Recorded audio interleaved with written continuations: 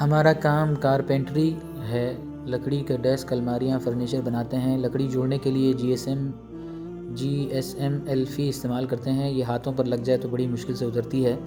کوشش تو بہت کرتے ہیں لیکن کبھی کبھار ایلفی ایسی چپک جاتی ہے کہ صرف کھال ادھیڑنے ہی سے نکل سکتی ہے۔ اب وضو غسل فرض کیسے کریں؟ پانی تو ایلفی پر لگے گا، جسم پر نہیں لگے گا۔ شریعت کا حکم کیا ہے؟ سوچتا ہوں کہ جب وضو غسل ہی نہیں ہوتا تو نماز پڑھنے کا کیا فائدہ ہے؟ اس وسوسے کی وجہ سے کئی مرتبہ نماز چھوڑ بھی دی ہے۔ لیکن پہلی کوشش تو یہ کریں کہ جب آپ کو پتہ ہے کہ آپ ایلفی کا کام کرتے ہیں، ایلفی آپ کو استعمال کرنے کی ضرورت پڑتی ہے، تو دستانے وغیرہ پہن کر کام کیا کریں تاکہ ایلفی کے ہاتھ پر لگنے کا امکان ہی نہ رہے۔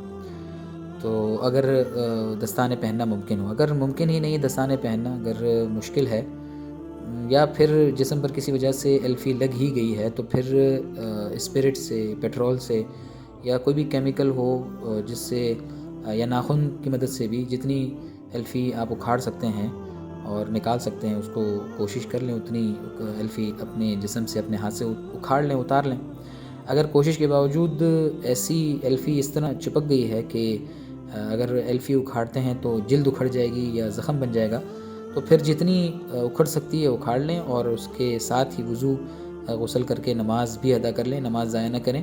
اور یقیناً آپ نے کہا کہ یہ وسوسہ ہی، جیسا آپ نے کہ وسوسے کی وجہ سے نماز بھی چھوڑ دی، یہ وسوسہ ہی ہے، شیطان کی طرف سے ہے۔ بالکل نماز نہ چھوڑیں، نماز بالکل ضائع نہ کریں، اور جو نمازیں چھوٹ گئی ہیں ان کو قضا بھی کر لیں۔ واللہ اعلم بالصواب۔